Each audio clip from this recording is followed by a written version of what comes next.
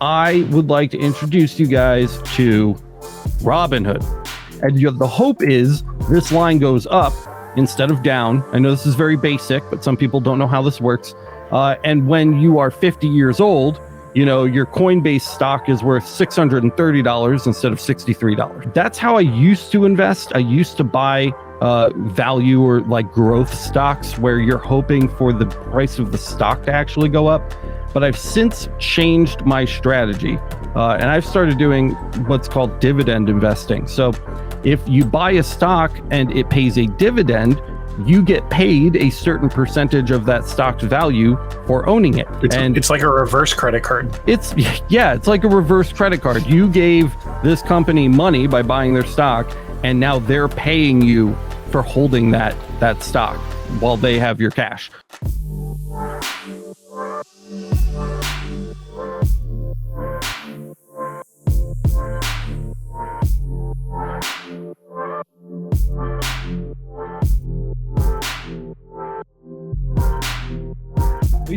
Will come when he comes.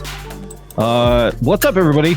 Welcome to the Laser Source podcast, the number one podcast if you want to invest in your future. I'm joined tonight by Kyle. What's up, Kyle? How are you, sir? I'm better now that I have Pepsi. And semi-officially, Kyle's new underling at Laser Everything, Matt. What's up, Matt? Yay! You earned the hoodie, bro. Yeah, finally. Yeah, so Matt's going to be joining the Laser Everything team in an official capacity. We haven't signed any paperwork yet, but we're really excited about it, especially, I think, Matt. That requires a soundboard effect. Yeah, there should be some kind of effect. There we go. There it is. Excellent. We have a really exciting topic today that I'm super stoked to talk about. We're going to gloss over some of it. We're going to get a little more in depth into other parts of it. But we're talking about like the three stages, guys. You know, I like things in threes. We talk about the Holy Trinity all the time with the fiber, the CO2, and the UV. This is kind of like the Holy Trinity of like making sure you don't screw your ass over with your small business. On the first page of Google, might. Mm-hmm. Oh dear, yeah. First of all, we don't have a guest today. I just want to say hey to everybody in chat. Vince, what's up? We already chatted for a moment. Let's see, who else we got? Willie Sims is hanging around. It is good to see Jack. How you doing, Jack? And I think that fills us out for chat so far. Oh, we have Dave. Hope everyone's having a fine evening. Mine is good, man. I hope yours is too. And Vince is asking, is Laser Everything TV ever coming back? Yeah, it was a beta. It's a project on the back burner for Kyle and I, just because we have other projects that are more demanding of our attention. I really liked Laser Everything TV. I had a lot of fun with that. Oh, am I still asswipe? Duke of your mom's house? Emergencystop.net. Go check that out. Whoops. And I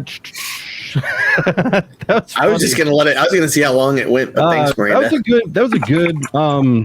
That was a good episode, though. If you guys want to laugh at some stuff, go check out Emergency Stop. It's our non-work podcast, and it's pretty funny. As you can see, it's full of laughs. Yeah, Alex, full of laughs. There we go. Adult humor. Yeah. So anyway, not for kids. Go check that out. What was I talking about? Oh yeah, Laser Everything TV. I didn't know that anybody actively missed Laser Everything TV. We had like 1 to 2 viewers all the time, and yeah, definitely, as Miranda points out, Laser Everything TV being spammed constantly was a big issue. Boyce decided to show up. Bots. Everybody welcome Boyce. Bots. What's up, big boy? Hey, boys. Oh, no mic. All right. Well, we'll get back to Boyce when he's got a microphone. Doug's here. Michael Ellis. Keith, what's up? And we've got Sargana's back joining us again today. Anyway, neither. We have a lot to cover tonight. I had to, for the first time in a long time, actually, I had to go through and like budget how much time we were going to spend on each of these topics, because we're really going into a lot of detail tonight about the things that we're covering. So without kind of continuing to delay here. Kyle wrote us a very nice outline. I'm going to read some of it verbatim. Running a business, you aren't just in charge of your income and expenses. There are, oh my dear God, boys.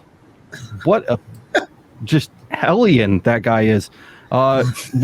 Running a business, you aren't just in charge of your income and expenses.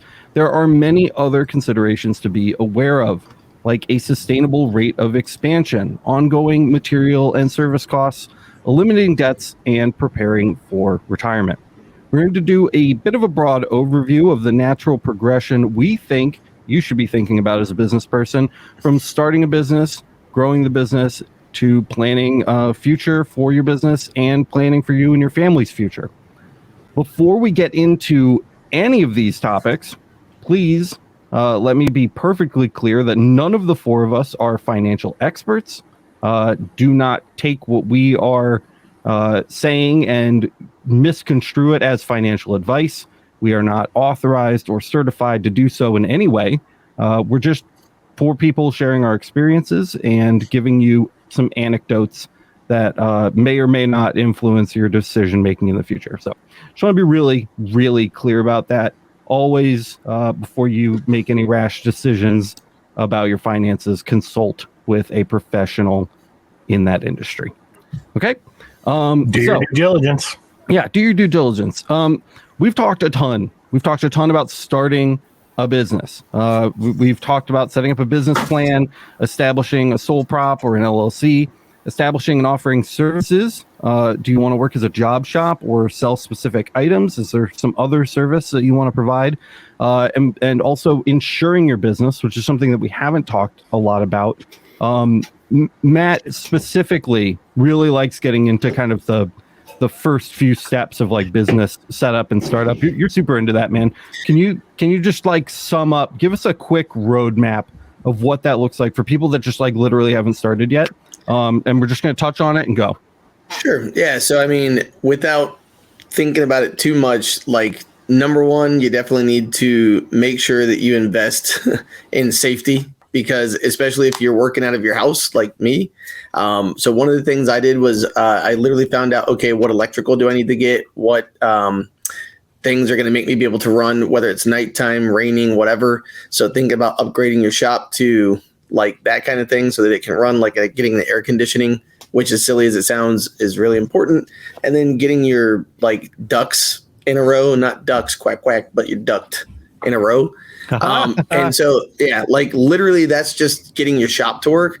But now that you've got your hobby that can be turned into a shop, the next thing is, okay, what do I need to do if you're going to be a sole proprietor, or if you're going to be an LLC, or if you're going to be a multi-member LLC? There's a couple of things. As quickly as you possibly can, what is the difference between sole prop and LLC?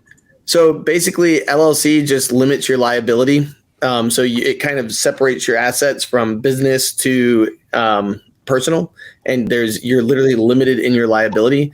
Sole proprietor, and by the way, LLC also gets you an EIN, which is the IRS, which is a big deal. So if you're going to try and buy wholesalers, I know in certain states, and by the way, every state's a little different. So sole props, that's why we were saying, go look in your town, talk to a CPA. But if you're a sole proprietorship, you have a little, it's more, you don't have to have any issues with your money. Like your money's your money. In the LLC, what's really nice about being a single person LLC is you don't have to do payouts. You don't have to have board. You don't have to do all that stuff. And like Miranda's saying, check with a lawyer for the best thing. Like I know you guys have Miranda. Yep. She's saying LLC only works that way if you do it correctly. Correct. And I was going to interject as well. Limited liability does not mean absolved of liability. Those are very different things. You still have liability. The other thing too is what's nice about having that EIN, which again, there's a couple of ways to get that, but that's to me the quickest, easiest way. Yep. Also, LLC to me, when I talk to people, when they see LLC on a business, it looks legit, and they're like, "Oh, okay, I'm dealing with a company." Dude, absolutely. And because think about all the different people you have. The next step, by the way, once you get your LLC, have your EIN, that's when you can now get insurance, because you actually can get insurance for that liability. The one thing you want to get, and this is actually something I'm writing for Robin for the magazine. Yeah. In the article, we talk about how just to work with public works, so in Hillsborough County, Florida, you have to have $1 million liability. You have to have $1 million property, and you also or $5 million single liability limit or something like that. So basically, that ends up costing you like $100 to $150 a month, depending on who you go with. It can be higher or lower. Isn't that bad? No, because it opens up the jobs that are like in the tens of thousands of dollars. So you can go to any school district. Actually, there was a bid that I missed out on. Like, I was so pissed. I opened up the computer the other day, and it's straight up. Oh yeah, and Miranda's saying sole prop can be insured too. Yes, for sure. And that's where, again, talk to a CPA. What's going to work best for you? Even if you, especially like I know Miranda and Alex have their business where she's 51% owner, so that you can say minority female owned business, something like that. But once you do that, there's also, that means you're a multi-member LLC that has its own separate headaches, but benefits too. Yep. So anyways, once you've got insurance and you've got your EIN and you've got your property that now you can use on your tax write-offs, now you also have get QuickBooks. That's the last thing. Really, it's one of the first things you should do. Or a bookkeeper. And by the way, your bookkeeper will like the fact that you use QuickBooks.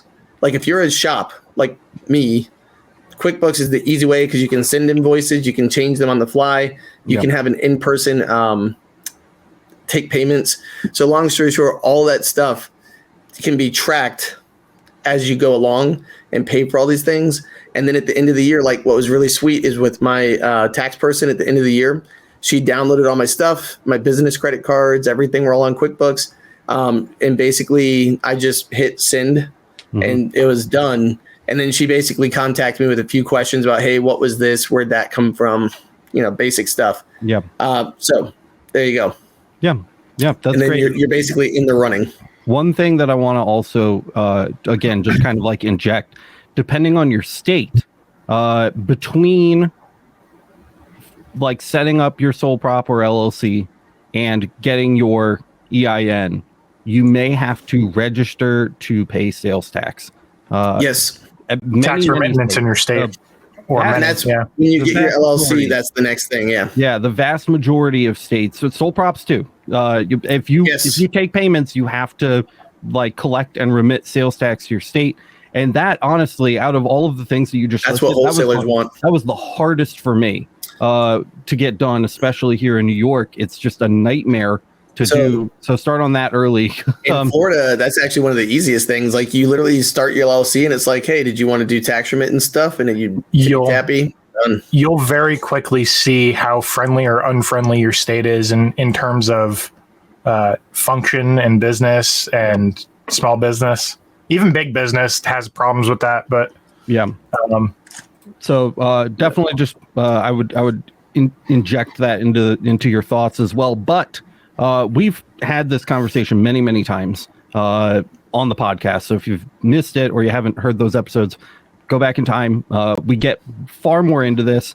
And again, Miranda's saying check with a lawyer, right? Yeah, or a CPA or both. These are just anecdotes. We're anecdotal storytellers here tonight. I'll also share one more thing that kind of falls into this category too.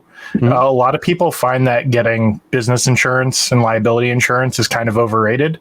But when you start looking at things like government contract jobs where you're just doing a bulk cutouts or bulk engraving, or in the context of our business realm, right? Like what we do as engravers, a lot of them require a certain amount of insurance to cover their product and you, because the last thing the government wants is somebody to get hurt on their dime and they get blamed for it. I mean, Miranda was talking to me Miranda's very passionate about the insurance topic. Some night I'll actually be able to convince her to come on so she can talk about it directly. But she was talking to me like everybody should have business insurance. Like if you are selling something to someone, you should have business insurance, because she was like talking about these, they're like crib signs that like hang above cribs with like the name in them.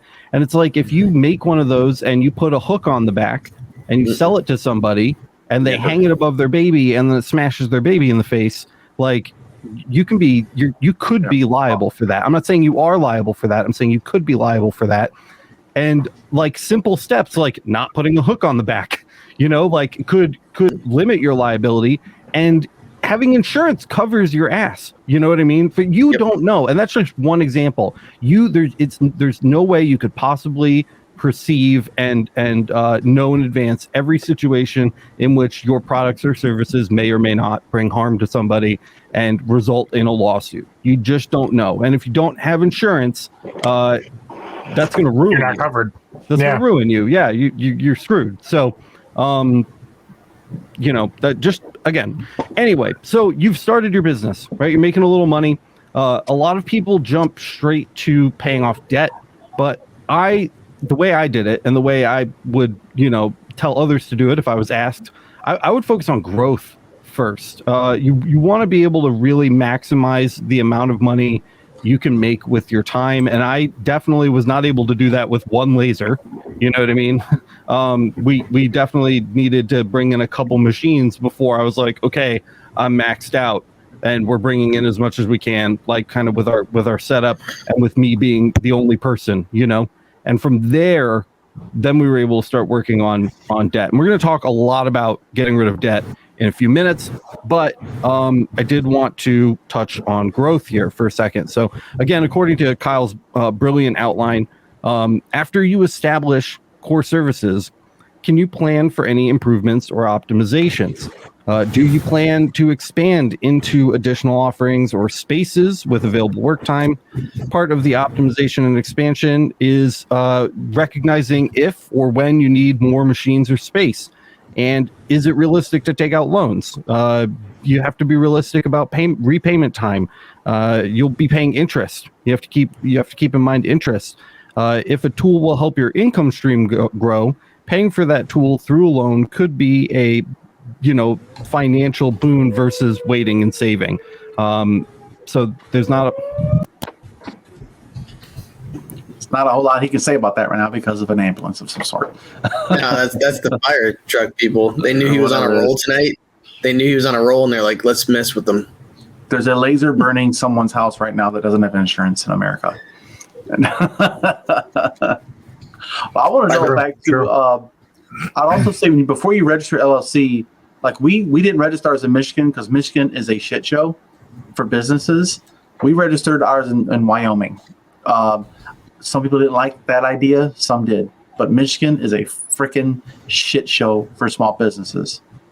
They want you to prepay, they want you to guess how much income you think you're going to make in a quarter, and then you owe that. They send you a bill. I learned that the hard way through my podcast. I made a business, and they said, how much money do you think you're going to make? I'm like, I don't know. I'm just going to try and sell some hats. They said, well, if it's a guess, is it between $1,000 and $5,000? Like, yeah, sure. Okay, you owe $2,000. I'm like, what? I get a bill next quarter for $2,000. I was like, this is insane. Yeah. Anyway. Ouch. Cuban Crack said, how much money should you be making before you register for an LLC? You don't have to really make that much money at all. In New York or California, sorry, I'm thinking back. In California, when I registered my first ever business as an LLC, and I believe it's the most expensive state to do so, it was $700. So if your business is making enough that you can spend $700 to register an LLC, you're probably good to go. There are not a lot of requirements. You can do it on LegalZoom. They make it very easy. They have services on there. I think we paid $40 a month back in the early days. And you just had an attorney on tap and you could call them. We've since gotten a dedicated attorney that we paid a retainer for because it's easier to get in touch with them and we get more, direct specific answers to us. But there's a lot of services on there that can help you if that's something you're trying to do. Depending again on your state, because all of that kind of business formation stuff is a kind of state level matter. There could or could not be annual fees that you have to pay, renewals or things like that. So that really goes state by state. I would look into that and kind of try to gauge what those costs are before going off the deep end so that you don't you owe another $700. You know what I mean? You just don't know. So if you have assessed what the expense is going to be, and it should not be that bad. and it feels manageable to you, then it's probably a good time to do something like that.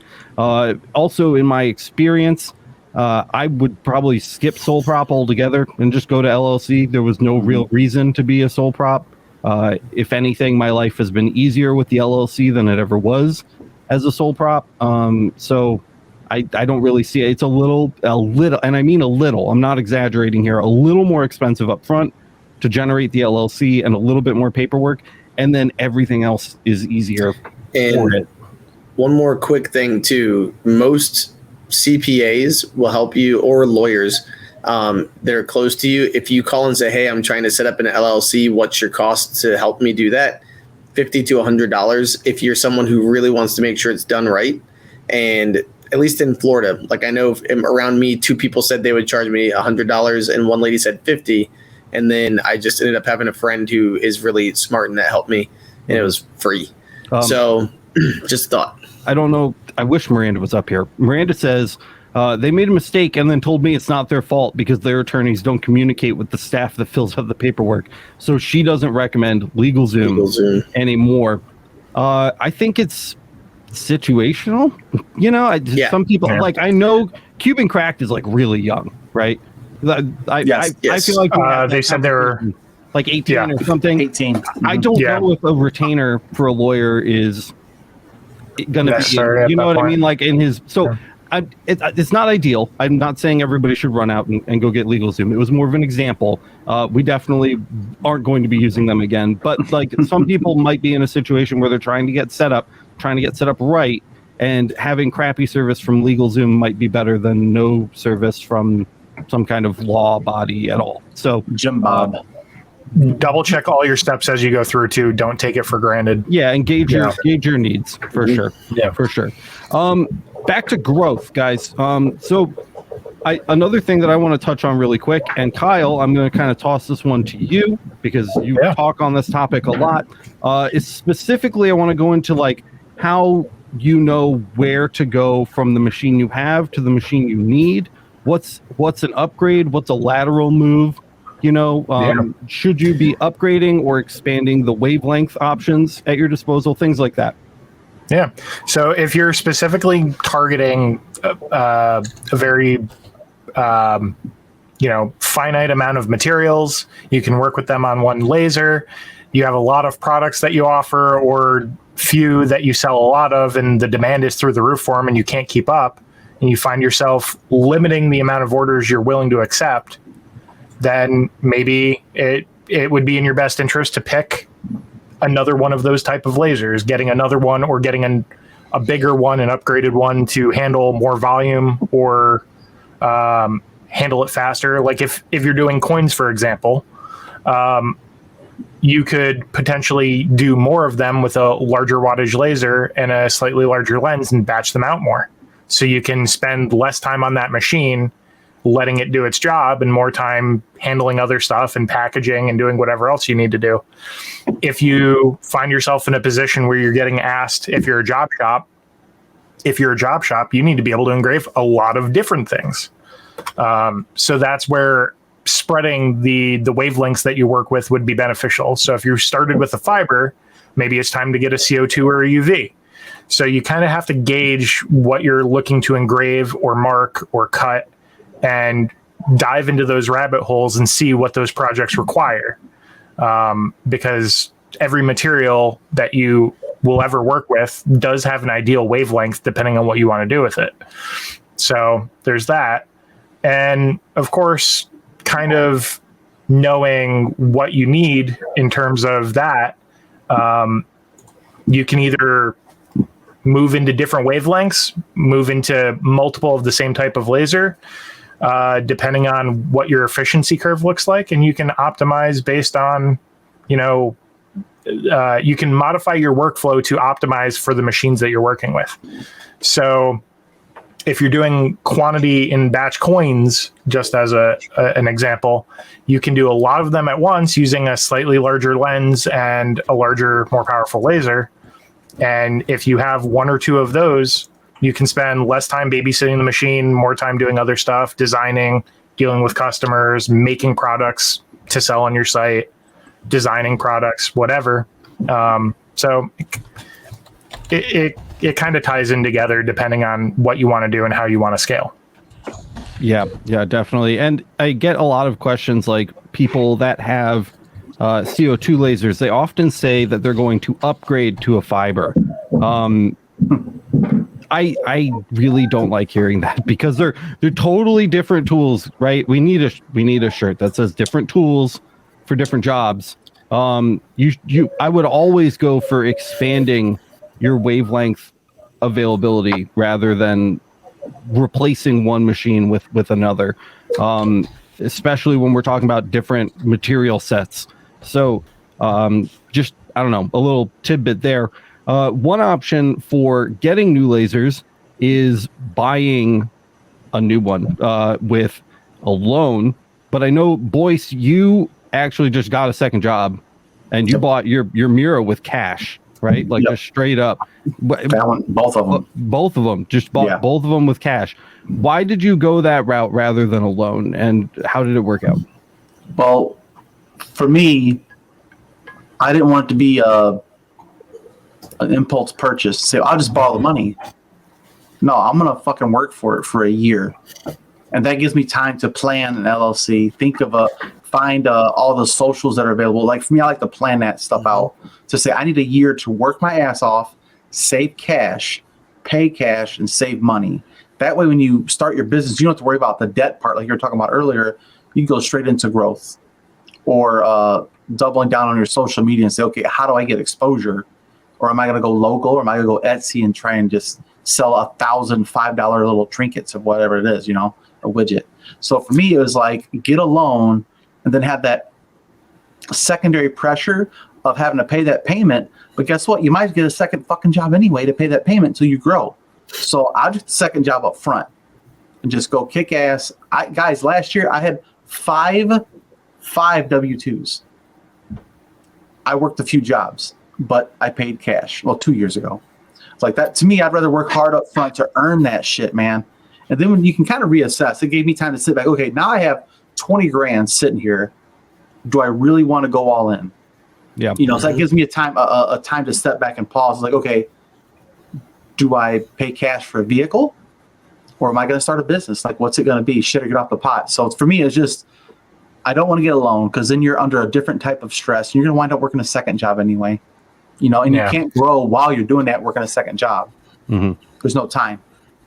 Yeah. So that kind of loops back to, is the business your full-time job, or is that your side hustle that you're working to grow? See, and the other thing too is my aspect would be like, I actually got it I bought my first machine outright with cash, but when I upgraded to the big guy behind me, I bought it from them with a $10,000 loan. And to me, I was like, I will make $1,000 every month. Like, that's what I told myself. And I would literally buy like a case of cups and I would be like, $16 for a cup. I don't even give a shit. I'm making $1,000 this month. And I drove myself. And once I hit 1,000, anything after that was like just icing on the cake, because I'm someone who needs that pressure. Yeah. Otherwise, I'm just kind of like, I'll fart around with it. It would have become a hobby. And so I think having that hustle drove me to just strive to get out more of my comfort zone and do more. So, I mean, lots of different ways to do that. I think that really is going to come down to personality too. You know what's going to motivate you and what you're going to be able to handle. For Boyce, it would have been this cataclysmic point of stress. Whereas for people like you and me, it's like, if we don't have a cataclysmic point of stress, we don't do anything. Yeah. I felt the same way when I started our business. I had a very limited time period where I could make that decision. We had just moved across the country. Miranda just took a really shitty job, and it was do this now or get a job too. That was it. And it had to be then.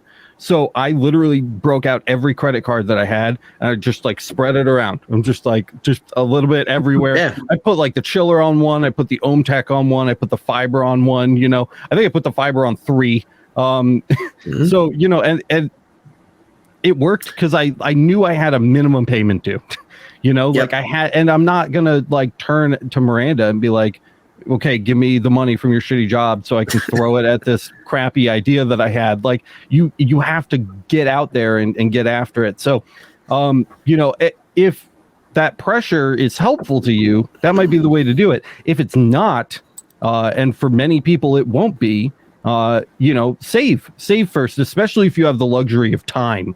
Boyce had the luxury of time for sure. Boyce was already had full-time employment. He could take the second jobs. He could stash that extra cash. Had healthcare.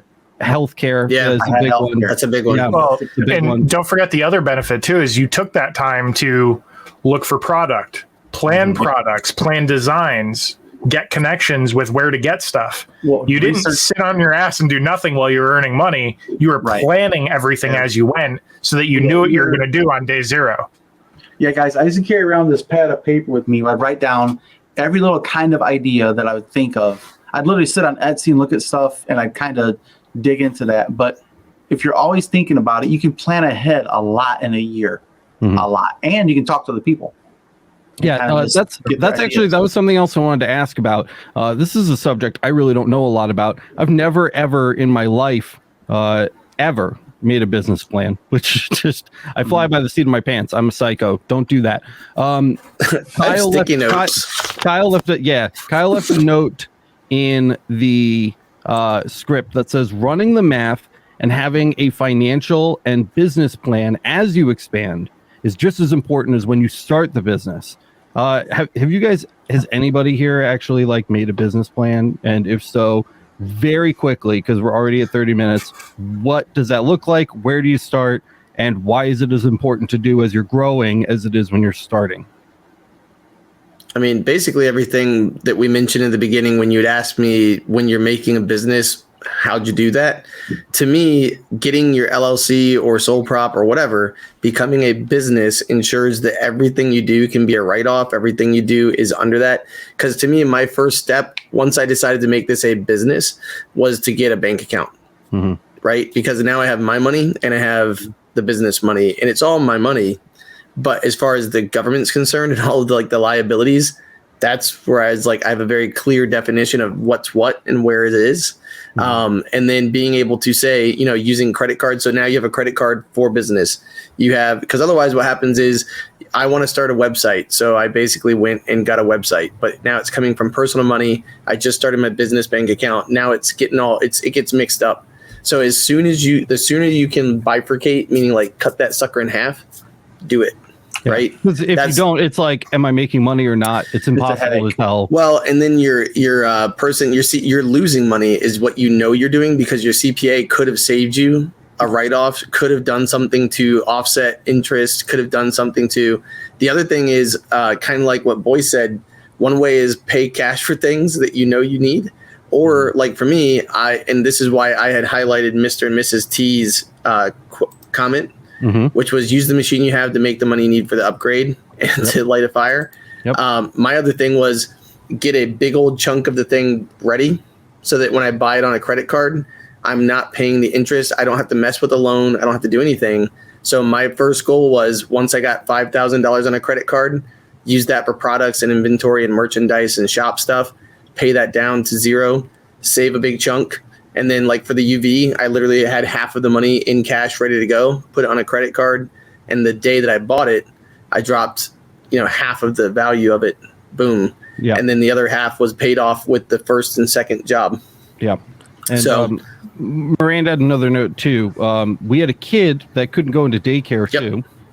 So having to not pay for a sitter or nanny helped offset the cost of a startup too, by a lot. That shit is expensive. And the fact that I just like instantly worked from home on my own time and could be with our kids, while starting to generate revenue, was very like just in the long run, the big view, very advantageous as well.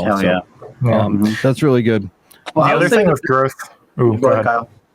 I was just going to say the other thing with growth too is there are some situations where if you're looking for a big thing to drop into your lap, there are companies out there that are looking to make a product now, and you're the only engraver in the area maybe that is willing to take on the job. So if they're willing to sign a $15 or $20 or $30,000 contract with you, it almost doesn't make sense to pass up putting a machine on a credit card that will allow you to do that kind of work. So you kind of have to weigh the options, right?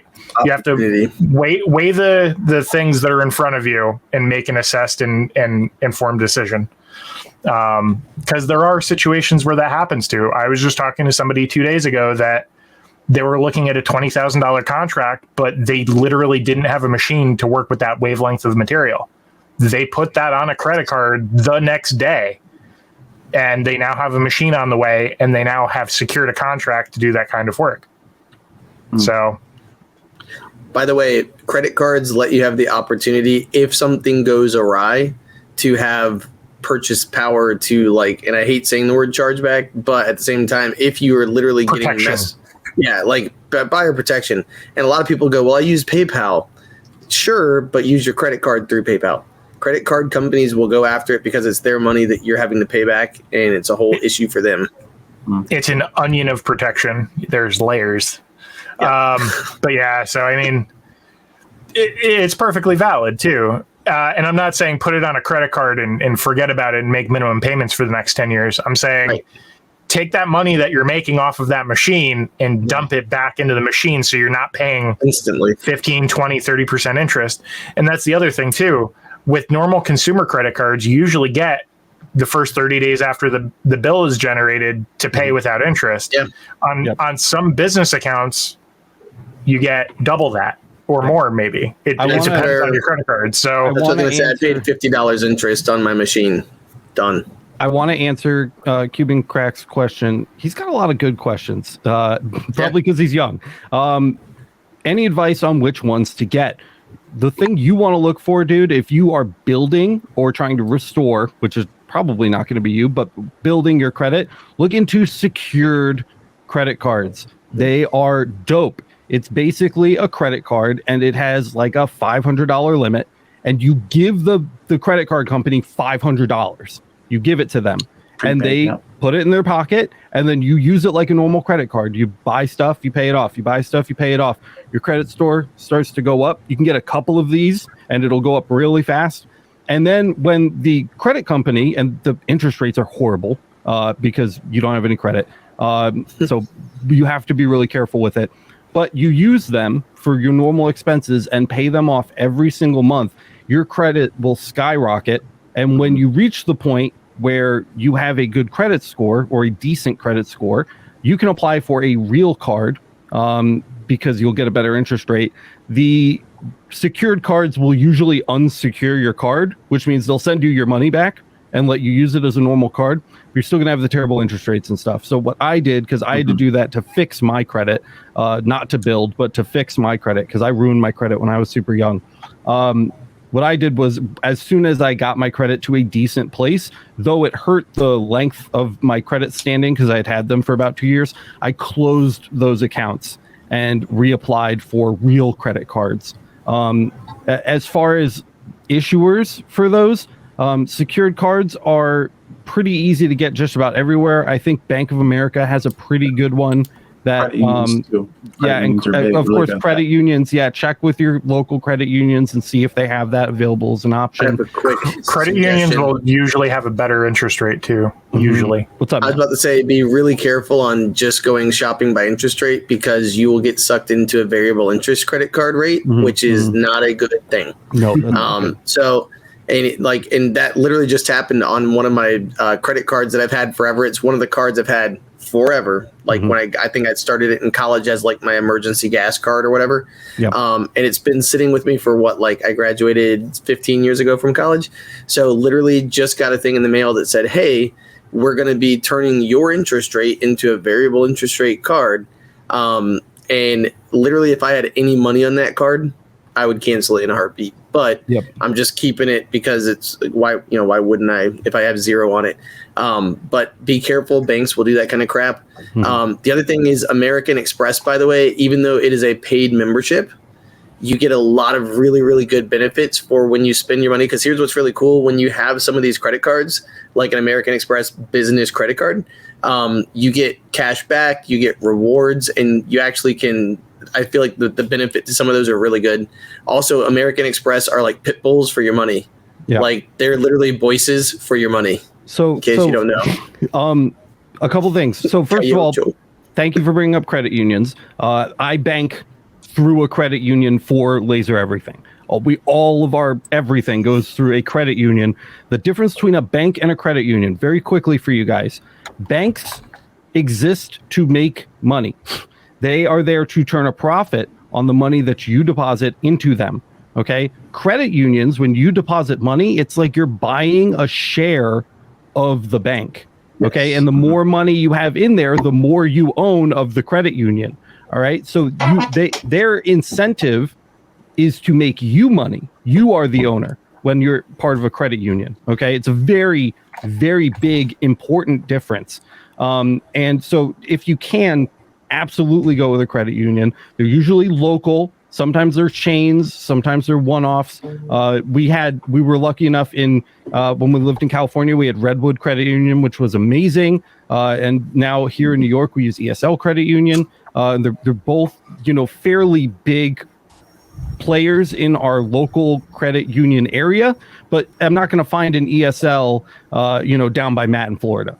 Okay, they're part of your region. Like that's part of what they do. They help grow the local community. So can't recommend that enough.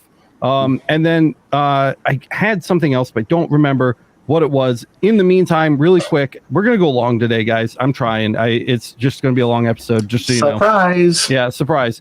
Jeff Ferry's asking, and we get this question all the time, so just want to cover it really quick. Hey guys, great show. First timer here. Really great info. What's your go-to for pricing? I honestly never know what to fairly charge. A lot of times I use JDS suggested pricing. Thanks, fellas. Jeff, listen, here's the thing. It's different everywhere. A couple weeks ago, we had Michael Mullins on the show. Michael was talking about charging minimums, and he was like, yeah, we had a $35 minimum. You walked into the door with a tiny little keychain you bought at a gas station, you want 2 initials on, it's $35, right? Yep. When I moved and I stopped working for Michael and I opened my own engraving shop, I just copy and pasted, right? So I told the people out here in Western New York, we have a $35 house minimum. And they laughed as they strolled out of my shop, because houses are like a quarter of the price here, like bread and gas are a quarter of the price. So I can't just throw a number out at you. And Kyle and I say this all the time. It depends on what your market will bear. So set a minimum and try to stick to it and see how potential customers react. If you're getting a lot of weird faces, maybe lower your minimum a little bit, right? If people say, oh my God, I can't believe it's that inexpensive, maybe you should raise your prices, rebalance. You will figure it out. There's at the end of the day, there's a certain amount of money you need in order to be a business and stay in business and pay your bills and take care of your family, right? So you have to charge at least that. And then beyond that, what is your market going to bear? It's going to be different if you're living in the cow-filled plains of Western New York or Hollywood, right? So just make sure that you're kind of keeping that in mind. There is no national solution, and I don't like JDS's suggested pricing because that just assumes everyone everywhere is going to charge the same price for the same kind of work, and that's just not the case. I will say what's fun about that, by the way, is you can send people the suggested pricing Premier, because by the way, there's Premier personalized goods or gifts is their website, and it'll say like $35 for a cup, and you're like, hey, for you, I'll do it for 28, and people are like, this guy's he's nice. Yeah. So you can use that as a tool for that if you're into that whole thing. And I remember the other thing I wanted to say too before I lose it again. Sorry, Kyle. Then I'll let you go. Go ahead. Matt, you brought up Amex. Yeah. All of my credit cards are Amex. If it's not Amex, it's closed. And the really nice thing about Amex, first of all, most of their cards charge an annual fee. I don't have any of them. Amex has non-annual fee cards like the Blue Cash card, which we use for business, which is amazing. And then I have a regular Amex Cash card, which is awesome. And one of the really cool things about Amex is that if you are a good customer, you've been with them for a while, you can swipe your card for a freaking $40 million yacht and it will go through. Like, and Amex does not care. And they give you a little bit longer to pay it off without paying interest. Eyebrows. It's true. Effectively, it just removes your credit limits. You can buy a house with an Amex card, and they will process the payment. And once you mess up your trust with them, that becomes an issue. But it's really, really good for like, oh my God, I just blew my 260 watt tube. Or, oh my God, my fiber laser won't turn on. I need a new one tomorrow. You know what I mean? Like that kind of stuff. You have that's like the key. And you can literally just swipe it for anything and deal with it later. And that's amazing. That is just like it's with great power comes great responsibility, right? But like for real though, it's saved. It's the key to functioning a business. From day to day, but you just have to remember you need to pay that off. Right. So meanwhile, by the way, you also need very good credit to get an Amex. So you probably have already established good habits if you have one in your hand.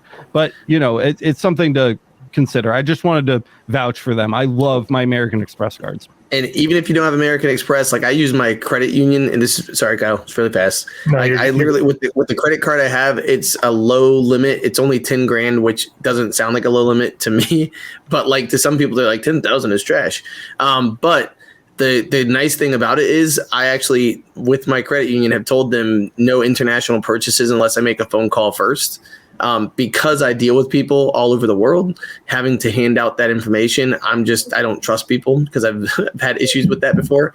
So that's one of those things too that's really sweet is you can put those personal protections on there. So that way, if you make a mistake and give it to the wrong person, they'll literally just cut the card. Mm-hmm. And they'll just send you a new number in like the next day. And it's like, it's on its way. It'll be there in 24 hours. So you still have those protections. And Amex does stuff like that too. If you need it, like they're awesome. Like they literally have people there 24/7. Okay, Kyle, go.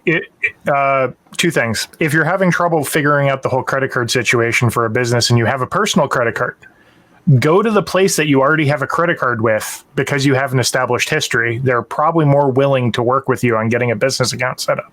Yeah. If you can't work with somebody else or if another bank isn't willing to do that. Yeah. And number two, Sargon brought up a good point. Credit unions, however, don't have business accounts. That's not entirely true, but partially. Some credit unions will only do personal accounts, and that's for a reason. Others will do business accounts, and some require additional paperwork than others. So you have to make sure that you're asking the right questions sometimes. Right. Sometimes you need to rephrase what you're looking for to get set up and ask them what it takes to get a business account set up, because it may change the answer that you get. And you admittedly may have to try a different bank, and that's okay. I was about to say, it actually might not be a terrible thing to have your personal bank and your business bank. Yeah. At Redwood and at ESL, both offered business accounts. And both required proof of the business. You need to walk in with an EIN. You need to walk in with insurance and like all that stuff. So you have to be legit. Yeah. But they both did offer some business mail, whatever. They're also both larger credit unions. So I would go to probably the largest one in your area and start there and work your way down if it were me. But again, what do I know? Also, where was it? I wanted to get to that in a second. Boom. Frank Taylor asks, do you ship for the price it costs or do you add some? I price my jobs to just kind of assume that I'm going to be buying shipping materials, and I just charge what the label costs. I think it's easier for me to keep straight in my head because I see that I bought the postage, I know what it costs, and I made sure that I charge the customer for the postage that they required. Other people do it differently. Some people just throw anything in a flat rate box, which is insane to me. Yes, not smart. I don't know. So it's not cost effective. Some people will leave their shipping rates too. They won't modify them for sometimes months or years. So they round up to make sure that they're covered because shipping rates do change over time. They do. So I know a lot of it depends on how you manage it. Yeah. Me personally, I saw you, Matt. You brought up Pirate Ship.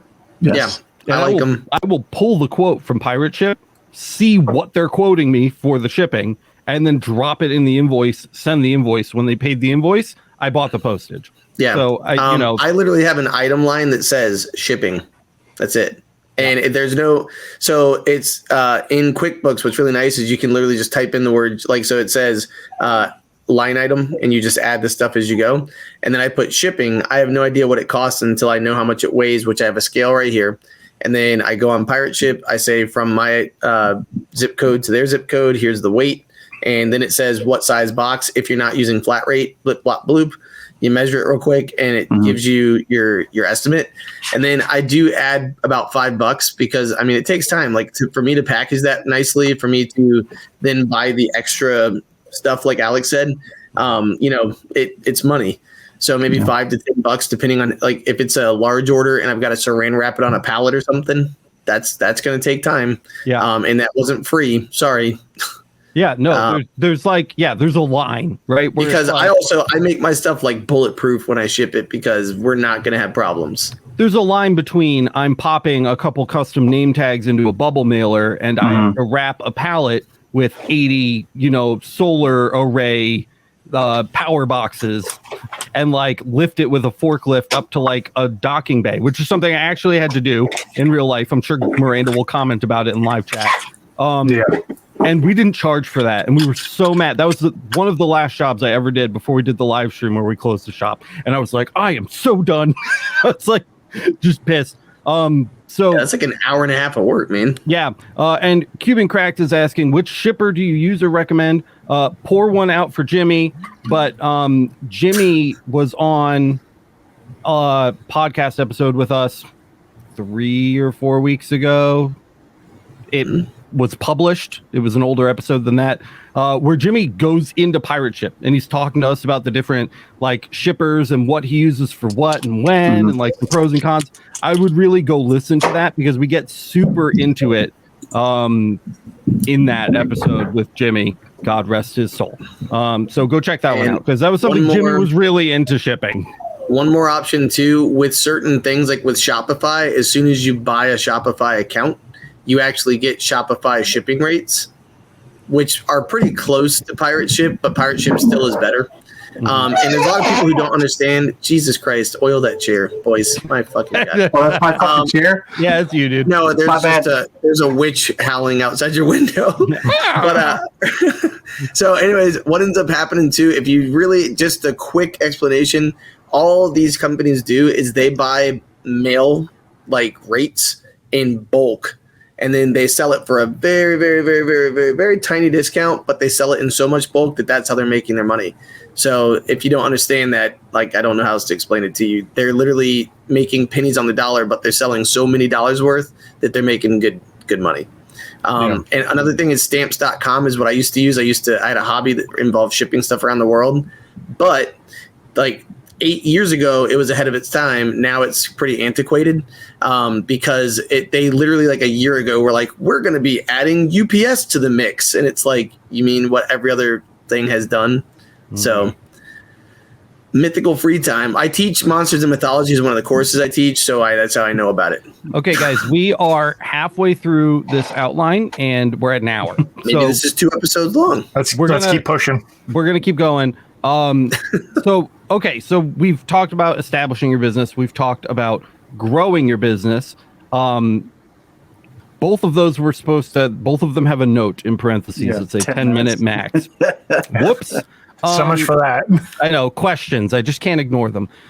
I want to move on to clearing debt. When I had finally achieved the Trinity, and I had my CO2 laser, I had my fiber laser, I had my UV laser, and I had the shop set up, and we had all of our display cases and all of those things. I went on the internet and realized I owed like 40 grand, and I've been like making small payments here and there to like keep things current or whatever, but I hadn't been actively trying to pay those things down. And clearing your debt is a very important step in this process. Before we close tonight, we're going to talk about investing. And there's just zero situations in which any investing that you do while you're running your business with debt the money that you make, your gains on your investments will outpace your debt, the interest you're paying on your debt. It's not going to happen. Like your debt has to be cleared in order for your investments to make sense long term. If you have a credit card that is $4,000 on it and you're paying 25% interest on it, and then you invest $4,000, and on an amazing year you make 10% back on that $4,000, you've still lost 15%. It just doesn't. So you have to clear, especially that high. We're talking about high interest debt here, revolving debt. That's something like a credit card. I'm not talking about, and I keep blanking on this every time that I've said it to one of you in the last month. Installment debt, right? I'm not talking about getting rid of your car loan. I'm not talking about getting rid of your mortgage. I'm talking about clearing expensive, high interest rate debt. Miranda would like me to say, again, we're not financial experts. Check with someone who is. We're talking. These are all anecdotal evidence. Anecdotal anecdotes, just for you, from the Laser Everything team. But in my experience, it does not make sense to carry high interest debt and try to invest money at the same time. I want to talk about investing. That's what I've been waiting to talk about all night because it's fun and it's exciting. But in order to do that, in order to do that, you have to get through the first part, which is clearing that high interest debt. There are a lot of tools online. I have one in particular that's very easy to use, so I'm going to show off. Before I get into that, do you guys have any suggestions or recommendations on this topic? I am poor, so I'm listening. Welcome. Yeah.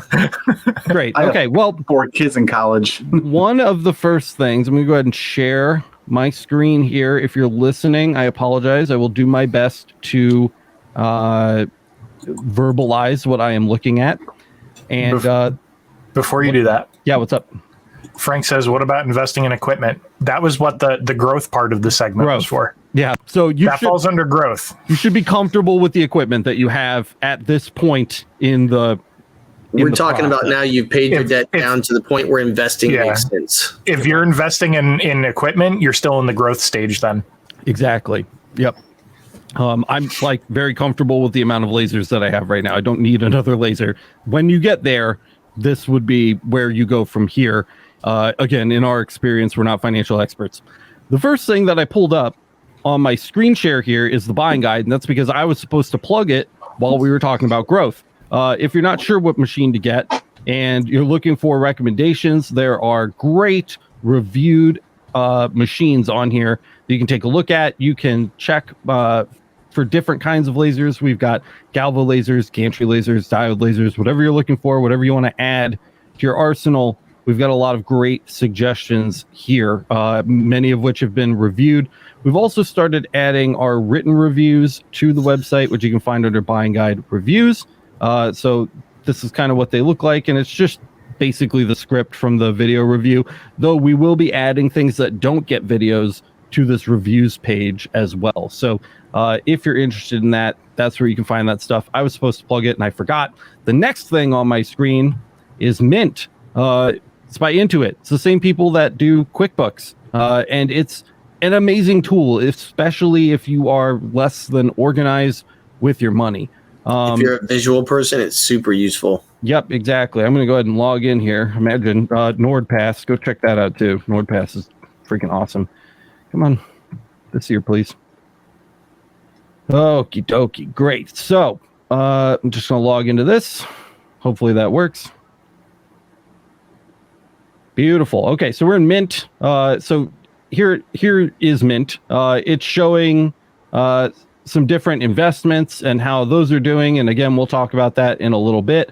It gives me my net worth, which is all of my things that have value, like property and cash and investments, minus assets. Thank you. Assets, minus all of my debts, essentially. And that is your net worth. So you can see that. You can see what's in all of your different accounts and things like that, which is great. So like here, you can see like my credit cards. Like this is literally all of my credit cards right here. That's cool and all. Being able to see all that helps keep your brain organized a little bit. But the thing that you really want to check out is the budgeting feature. To be fair, I've not touched this in years, so none of this is right. I spend a lot more money now than I used to. Our family has grown considerably. So just to point that out. But you can put your income in here, and you can also set up spending limits for a bunch of different things. And you can actually build yourself a personalized budget, no spreadsheet required. And then, for example, the auto and transport category, when I pay my car insurance bill, I tag it in Mint, auto and transport, and then it will deduct that from what I've spent on my budget. And over time, Mint will learn which transactions belong to which categories. You don't have to do it anymore. And you can build custom categories. You can have categories for whatever you want. So I had like auto insurance, auto payment, gas and fuel, internet. By the way, yep. Anybody who uses QuickBooks, like he said, it's the same people, so it's the same learning algorithm. So if you do use QuickBooks for your company, this is like QuickBooks for your personal. Yeah, is the best way I can explain it. Yep. So what's really nice about this is my wife and I, when we got married, there was literally a month where she had negative money in her account, and she was like crying because we were like 20 whatever. And she was like, I just don't understand where my money went. And I literally went on with her. We opened Mint up. This is a decade ago or more. Mint's old. Yeah. Yeah. Mint's and been so, around. so am I. Yeah. So, I mean, this might have actually been like 15 years ago. We had a DOS computer. No, I'm just kidding. So like literally though, we put in all the 3.1. Yeah. We got our diskettes. But anyways, when we put all the information in, she literally could see that she had been buying Amazon. What she did was she was spending money like $5, $7, $12, and it was just dinging her little by little, and she just didn't keep up with it. And it just categorized everything. And when you saw that pie chart pop up for her, she was like, so as dumb as it sounds, it's really useful, like for people who don't, or if you've got multiple people using the account. The same account. So, yeah. A lot of people just aren't cognizant of what they're spending their money on too. When you go to the store, it's really easy to swipe your debit card, right? So, I mean, or like, especially with online purchases these days or Grubhub or, I mean, there's so many easy ways to very quickly dump money out of an account. Subscriptions. That's another thing too. Like you're like, wait, what the fuck is that? $18 to Hulu, but I've got Disney and Hulu. I could be saving money. And so there's like little stuff like that is, as silly as it sounds, 15 times 12, you're looking at $180 there that you could be playing, differently. And, you could be investing. The other thing that I really like about Mint is that you can set goals and kind of gamify that debt payoff a little bit. I like to gamify things. I want to like level up and see my progress and things like that. It makes things more engaging and easier for me to stick with. And you can do that with pretty much anything. The big ones are crush credit card debt and wipe out loans. And if you click them, you can look at your different credit cards. You can say, which one do you want to pay off? Things like that. And build like an entire kind of goal around paying off your debt. So they have that too, but it's a really great tool to be able to knock that debt out. And I highly recommend it for people. So if you haven't already, go check out Mint. It doesn't cost a dime. It's absolutely free. It's just mint.com. And that's pretty much. You do have to enter banking information is the one thing, because I swear other people, like my dad, I told him about it. He's like, that sounds great. And then I was like, put your banking info in. Oh, I don't trust the internets. Yeah. Well, yeah. Okay. Obviously, it requires this. We're talking about online software. I know. Right? It has to communicate with your bank. So you link your bank. It's via Plaid. It's a very safe thing. It's also been around for a very long time. If you really want to get out of debt, check out Mint. You should before moving on to the next step. Before we start talking about investments, does anybody have anything else to say about paying off debt? Do it. Nice and quiet. Okay. Yeah. Great. So finally, back to Kyle's outline here. Retirement and your future. What kind of future plans do you have for the business and for you and your family or your retirement? What type of expenses do you need to keep up with personally and for your business? You are your retirement. With retirement accounts such as IRAs, which are individual retirement accounts, and we're going to talk a lot about them, you can only legally contribute up to around $6,000 per year. Then we actually looked up the actual figures. So in 2023, the IRA limit was increased to $6,500. And when you reach the age of 50 or older, your limit is increased to $7,500. So we'll stop here and talk about IRAs for a second. How many of you guys have IRAs? This is going to be my casket. Okay, so you need to set up an IRA, bro. You're gonna, yes, you do. Pension. IRAs, guys, you pay a pension on your teaching salary. IRAs are basically retirement accounts for people that don't have retirement accounts. Anyone can open one. It's not like a 401k where your employer has to open it for you and has to make contributions to it on your behalf. You can just open up an IRA. My retirement plan is to live with my son, Frank says. I've got 2 of them. Boom. Yep. So basically, you can. There are 2 kinds of IRAs, and we're not going to get into the differences. Do some research on them. There's Roth IRAs. There's traditional IRAs. The point here is that you get tax advantages for putting money into this account and not withdrawing it before you retire. That's the long and short of it. Much like a 401k. You can either choose to get an IRA through a company where you just give them money and they just make investments for you and you hope it pans out, or you can open one on your own, a self-directed IRA where you are choosing the investments. And everything that I'm about to say, again, for the millionth time tonight, is 100% my opinion. It's how I'm going about things. I'm going to show you guys how I'm doing it. And if you want to copy me, great. If you don't. If you want to consult a person that knows more about this, well, that's probably the smartest thing you could possibly do. So, disclaimer aside, yes, Miranda's still here. I know, that was me. I went back and found it, so we have visual. Good. Yeah, okay. Yeah, very good. So, all of that said, I would like to introduce you guys to Robinhood. Robinhood is the shit. I don't know if you guys have ever heard of Robinhood. This is one of my Robinhood accounts. I have a couple for a couple different things. This is kind of like my I call it like my fuck it money, so I'll like invest in some random stuff, and we'll talk about that in a few minutes. But I just pulled this one up because it doesn't really have any sensitive information in it, and I can really show you how things work. So essentially, this allows you to start investing money. And the traditional layout of this is for an individual brokerage account, which is just an investing account. There's no limit to how much you can put in it. It's not tax advantaged at all. You have to pay, capital gains tax on it and all that fun stuff. But if I can find it here, I forget where the giant button is. Kyle and I were literally just looking at it. Oh, it's right here. They have a retirement tab. This is actually pretty new. Yep. If you click it, it's the only IRA with a match. Typically, when you get a 401k, when you're working for somebody else, your employer will match a certain percentage of your contributions, right? So if you put in $1, your employer will put in $1. That's a really great feature. That doesn't really exist with IRAs until now, which is awesome.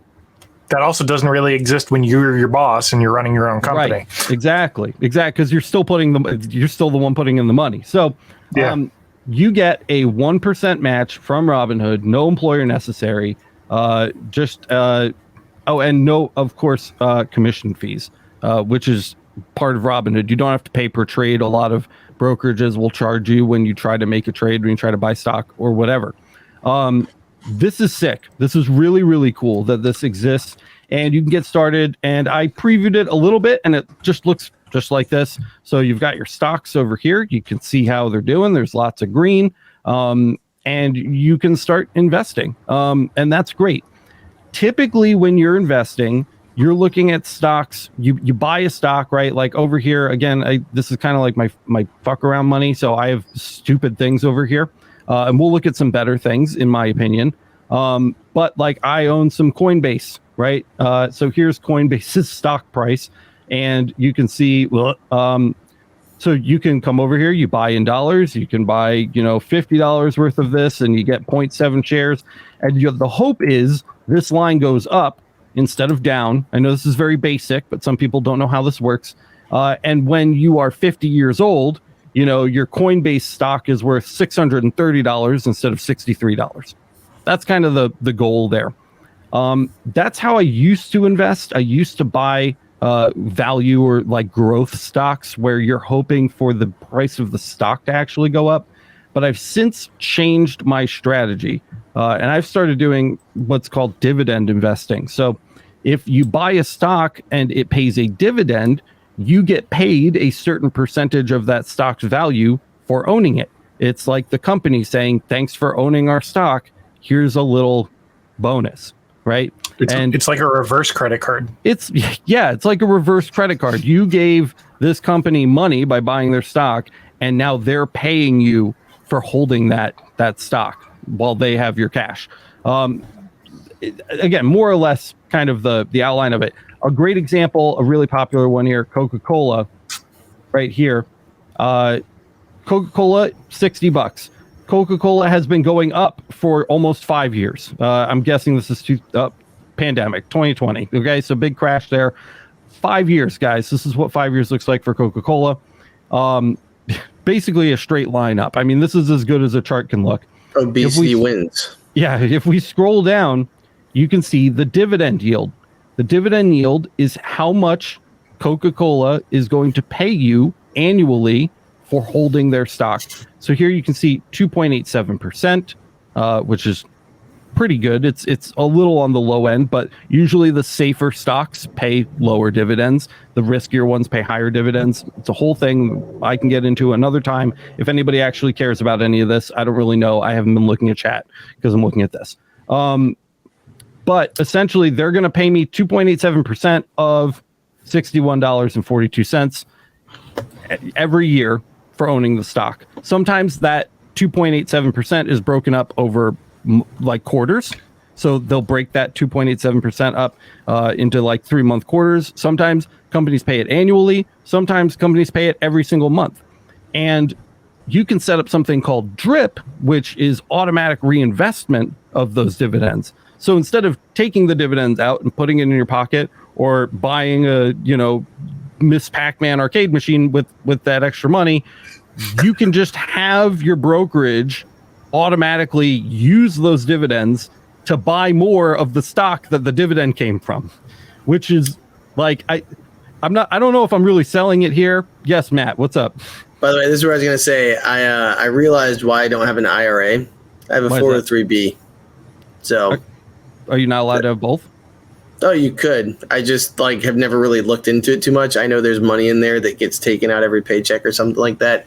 I was like, let me look online real quick. That's what my typing was. I was like, oh, I've got some. I got like $35 in retirement. I'm killing it.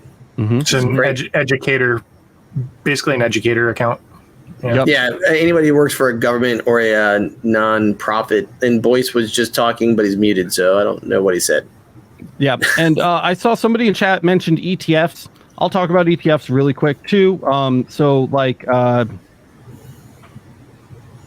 if I can just find one really quick. Here's a good one. So this is the Schwab US Dividend Equity ETF. And basically an ETF, instead of buying one stock of Coca-Cola, you buy a stock of this ETF, and the ETF owns tiny pieces of like 1 billion different stocks, which means you're really well diversified, because if one of those businesses goes under, the stock that you own isn't worthless because there's 5,000 other businesses that this fund owns stock of. So ETFs are a great way to diversify, and there are dividend specific ETFs that you can check out. So again, this is like by Charles Schwab, and it's the Schwab US Dividend Equity ETF. So they're giving like this 30-day yield number. I don't really like this, but this is apparently what the stock will yield over 30 days. I don't know why they're showing it this way for the ETFs, but essentially you're still getting a dividend. You're just getting it from the fund instead of getting it from all of those individual companies. I like to handpick stocks. I think it's fun. But if you want to do something safe and easy and just accrue a bunch of dividends and buy more of the ETF with the dividends, you just keep dumping money into this, guys, and it snowballs. Because the more you put in, the more you get paid in dividends, the more dividends can buy more stock, and then you get more dividends, and then you can buy more stock with those dividends, and it gets bigger and bigger and bigger and bigger. And you can be really aggressive with this. You can be really careful with it.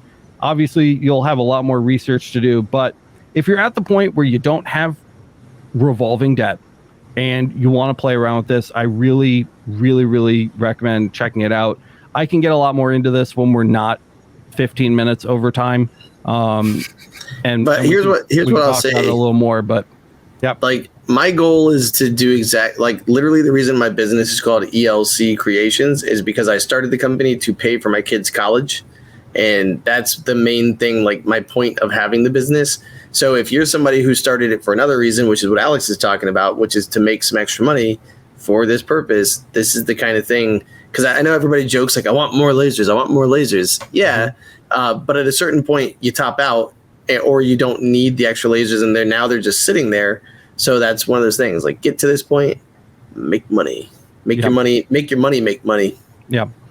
Well, and that's the piece of it too. And it's not just for you, it's also for your family, right? So if you have kids, if you have a family that you want to retire early and spend some time with your kids, right? Or maybe you want to great things. Maybe you want to cut back on your work hours and diversify your time a little bit and be able to reach out and do other things or do volunteer work or whatever, right? Like that gives you the flexibility to not have to make money.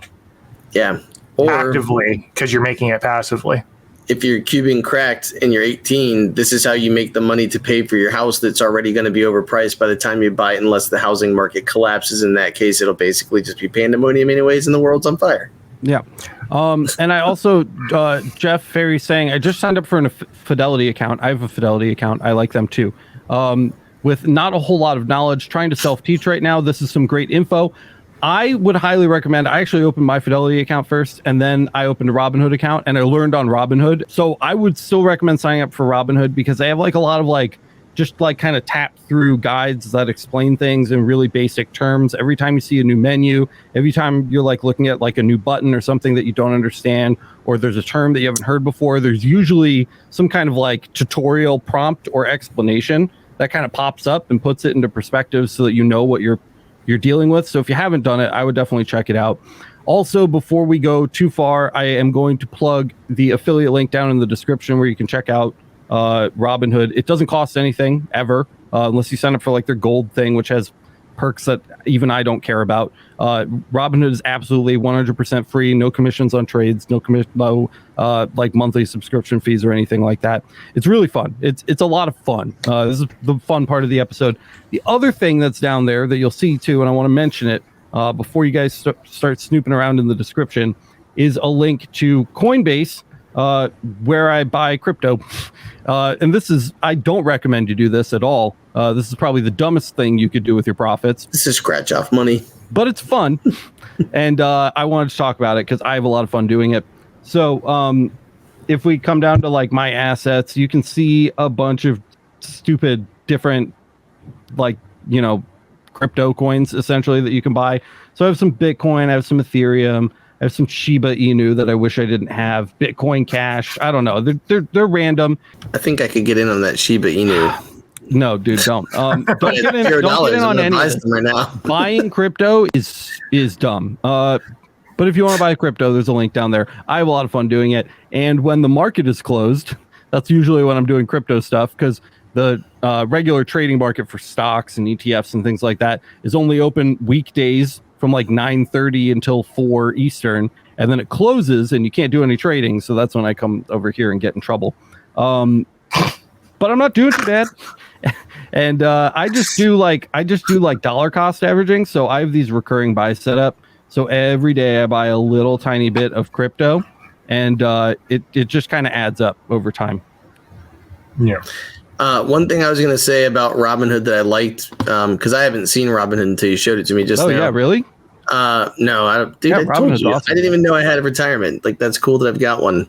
I know some people are like, oh my God, but whatever. That'll be fine. Florida takes care of the people. Literally what I liked was all the stuff. Like you said, it had explanations when you mouse over it. But what was nice is just all the stuff was there at the bottom in that really easy to view space. Like this trending list thing, or Yeah, like all of it, like where it said Sure. your yield and all that stuff. Oh, like on like, an actual stock, yeah. Yeah, like so that was cool. Like because if you're sitting there, that's the kind of stuff that you would normally like 10 years ago, shit like that would have taken a day to figure out for a stock, and now you Like can click on on it and paper. in moments. Like in paperwork, yeah. In moments, have the information you need to make informed decisions, which is pretty nice. Yeah, it's definitely very nice. And again, I actually am kind of wishing that I had one of my dividend accounts up, because that would have made better sense. I'm not logged into it, and I'm not going to take a bunch of time to do it right now. Laura actually uses Robinhood.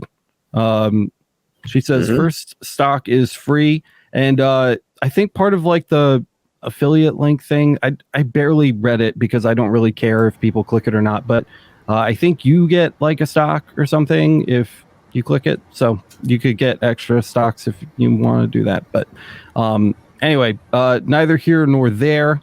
Frank Taylor says informed decisions are overrated, Matt.